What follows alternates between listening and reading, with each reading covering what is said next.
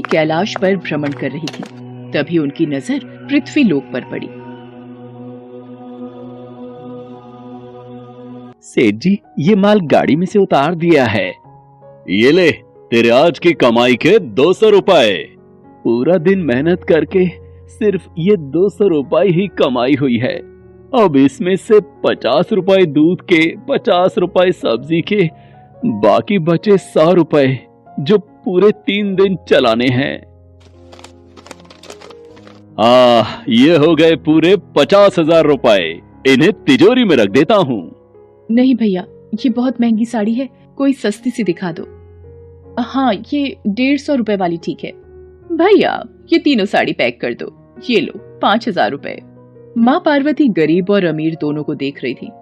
आखिर जिसे जो चाहिए उसे मिलता नहीं, और जिसके पास पहले से हो उसे और मिल जाता है।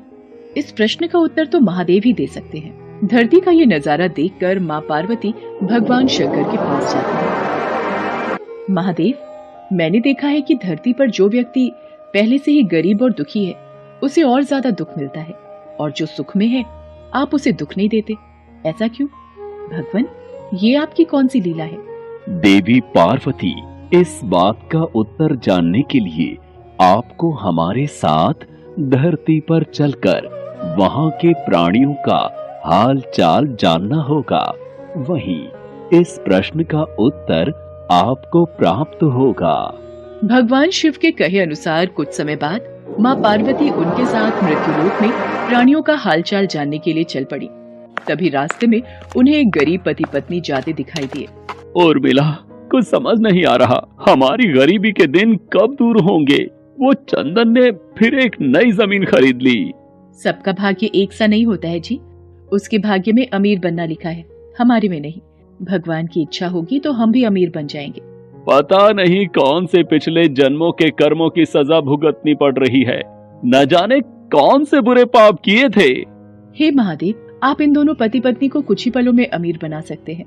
मेरे कहने पर आप इन्हें अमीर बना दीजिए। ये बेचारे कितने दुखी हैं। देवी पार्वती, इन दोनों के भाग्य में अभी अमीर बनना नहीं लिखा है। महादेव, जब हम इन्हें धन दे देंगे तो इनकी गरीबी दूर हो जाएगी, फिर ये भी अमीर और सुखी हो जाएंगे। कृपया करके आप इनकी मदद कीजिए प्रभु। देवी पार्वती, मैं तुम्हारी इच्छा अनुसार इन्हें धन प्रदान कर देता हूँ, पर उसका मिलना या ना मिलना कर्मों पर निर्भर करता है। पार्वती जी के कहने पर भगवान शिव ने सोने की अशर्फियों से भरी एक पोटली उस रास्ते में डाल दी। पोटली से कुछ दूरी पर उर्मिला की नजर गुजरते हुए एक अंधे व्यक्ति पर पड़ी। सुनो जी, हम तो गरीब हैं इसलिए दुखी हैं, पर ये सामने व्यक्ति तो नेत्रहीन है। एक बात समझ नहीं आई, ये नेत्रहीन लोग कैसे जीवन व्यतीत करते होंगे? हाँ, बड़ी मुश्किल होती होगी उर्मिला इन बेचारे नेत्रहीन लोगों को। चलो आज हम भी अंधों की तरह चलकर देखते हैं, देखें ये कैसे जीवन जीते हैं। उर्मिला और सूरज आंखें बंद कर एक दूसरे का हाथ थामे चलने लगे। सोने की अशर्फियों की पोटली रास्ते में ही पड़ी रह गई और वे दोनों करीब से गुजर गए। भगवान शिव बोले, देखा देवी पार्वती, इनके भाग्य में अभी गरीबी ही लिखी है। हम कुछ दिन धरती पर ही रहेंगे। यहाँ मनुष्य रूप में रहकर मैं तुम्हारे मन की सभी शंकाओं को दूर करना चाहता हूँ। भगवान शिव और देवी पार्वती ने मनुष्य का रूप धारण किया और पति पत्नी के रूप में एक गांव के पास डेरा जमाया। शाम के समय देवी पार्वती भगवान शिव से बोली, स्वामी, मैं रसोई की तैयारी शुरू करती हूँ। यहाँ पृथ्वीलोक में यदि हम रहने आ ही चुके हैं तो हमें भोजन की भी व्यवस्था करनी होगी। मैं चूल्हा बनाने की तैयारी करती हूँ, आप तब तक भोजन बनाने की सामग्री ले आइए। माँ पार्वती चूल्हा बनाने के लिए बाहर से ईंटें लेने गई। चूल्हा बनाने के लिए मुझे ईंटों की जरूरत है।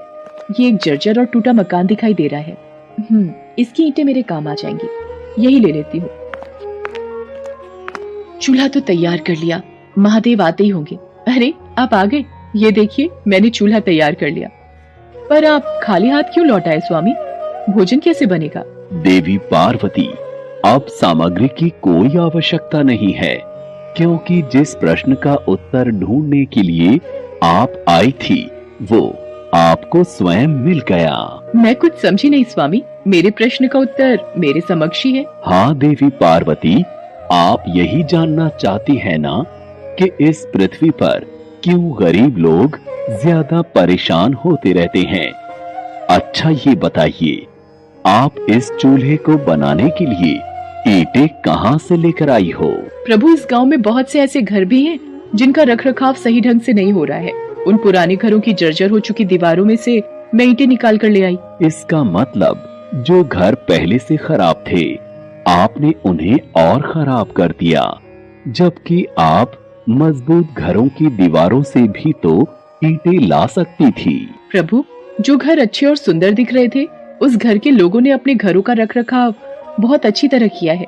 ऐसे में उन सुंदर घरों को बिगाड़ना मुझे उचित नहीं लगा। देवी पार्वती, कुछ दिन पहले पूछे आपके प्रश्न का उत्तर भी यही है। जिन लोगों ने अपने जीवन को अच्छे कर्मों से सुंदर बना रखा है, उन्हें दुख कैसे हो सकता है? इस संसार में हर मनुष्य अपने कर्मों का ही फल पाता है। सबके पास सब कुछ नहीं होता। मनुष्य के पिछले जन्मों का कर्म उसे इस जन्म में भुगतना ही पड़ता है, और यदि वो अपने इस जन्म और आने वाले अन्य जन्मों को सुखी बनाना चाहता है, तो हमें सदैव ही पुण्य कार्य करते रहना चाहिए, ताकि हमारे कर्म उसमें जुड़ते रहें। आपको ज्ञात है, वो मार्ग में उस दिन एक नेत्रहीन व्यक्ति। हाँ स्वामी, मुझे ज्ञात है। वो देखिए देवी पार्वती, उसके पास धन दौलत ऐशो आराम की कोई कमी नहीं है, परंतु उसकी आंखों का इलाज नामुमकिन है। ये उसके पिछले जन्म के कर्मों से जुड़ा है। उसने पिछले जन्म में जानबूझकर किसी निर्दोष की आंखों की रोशनी छीन ली थी, इसलिए ये इस जन्म में नेत्रहीन हो गया। पर इसके कुछ पुण्य कार्यों की वजह से ये अमीर बना। और वो गरीब पति पत्नी स्वामी? देवी, वो दोनों पिछले जन्म में एक कंजूस अमीर सेठ सेठानी थे, जो कभी भी कोई दान पुण्य नहीं करते थे। इसलिए इस जन्म में उन्हें गरीबी और दुख मिला। पर इन दोनों के अच्छे कर्म इनका आगे का जीवन सुखी बना सकते हैं। इस पृथ्वी पर कोई भी मनुष्य पूरी तरह से सुखी नहीं है देवी। हर मनुष्य के पास कोई ना कोई दुख और समस्या है। मुझे उत्तर मिल गया है स्वामी। इस पृथ्वी पर सुखपूर्वक जीवन यापन करने के लिए मनुष्य को अपने द्वारा अच्छे कर्म करने चाहिए, ताकि उसे उसके पिछले बुरे कर्मों का फल न भुगतना पड़े। और फिर अपने प्रश्नों का उत्तर पाकर देवी पार्वती भगवान शंकर के साथ अपने रूप में आकर कैलाश वापस लौट गईं।